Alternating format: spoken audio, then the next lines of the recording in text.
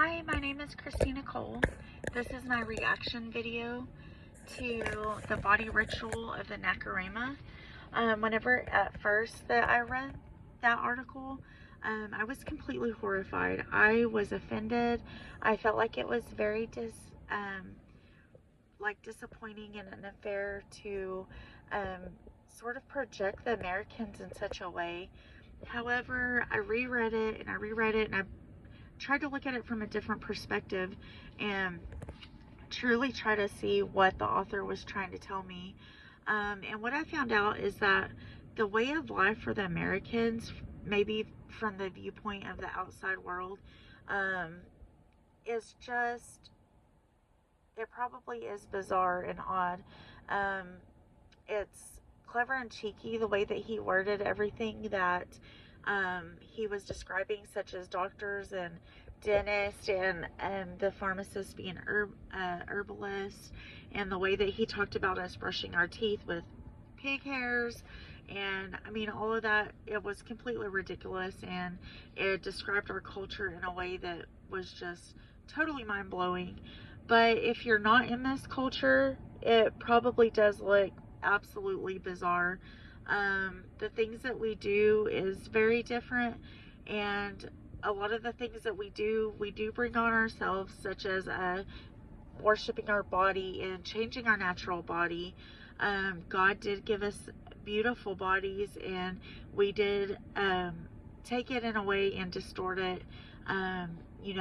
Breast implants he talks about, and just the way that we care about our weight and we distort our weight and our health and lifestyle. Despite the way that he made Americans sound self-absorbed and dependent upon doctors, medicine, money, and egos, he really makes some valid and factual statements. The fact that he said sex is scheduled and really non-valued, the way that he talked about women parading themselves around other villages and just getting people to look at them.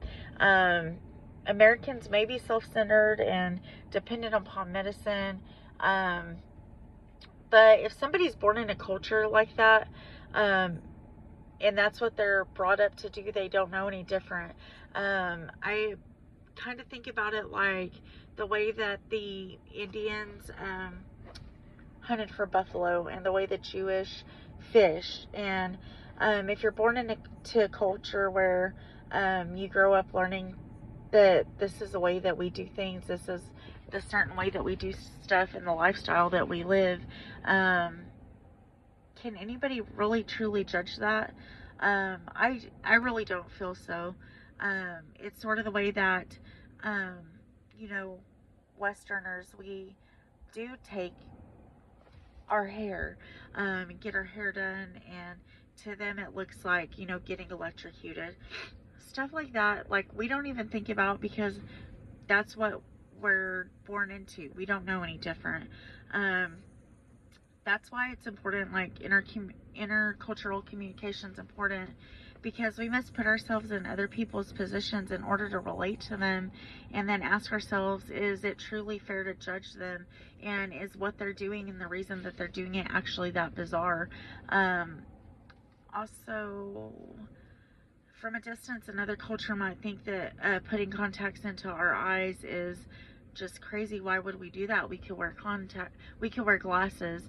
Why would anybody take something foreign and put it into your eye? But the thing is there's certain careers where you can't wear glasses, and there's a beauty standard here that other cultures might not have or respect. Definitely other societies, where glasses, there's certain professions where glasses are not permitted. So it's important that for the livelihood of some people that they can wear contacts. Although here it is more so a beauty standard or personal, decision to make. There was an article by Charles Kraft that talks about culture, worldview, and contextualization, and he basically says, like, cultures worldviews functions. It functions like internally and externally, sort of like the way that a fish pays no mind to the water. Um, the air that we breathe, he says we're basically submerged in it, similar to how a fish is to water, and noticing it, to how the fish must be in the water, and how we do not notice the air that we breathe. I feel like that's very true.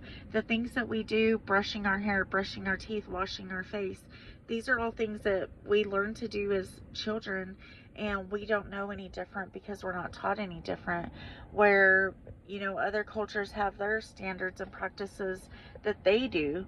I do know that in Islam, it's a religious standard that they wash their feet whenever they're going into prayer.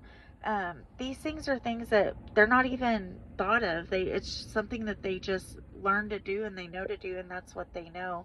That's why it's so important in intercultural communication to try to get to know other people's cultures and try to identify and relate to them before judging them.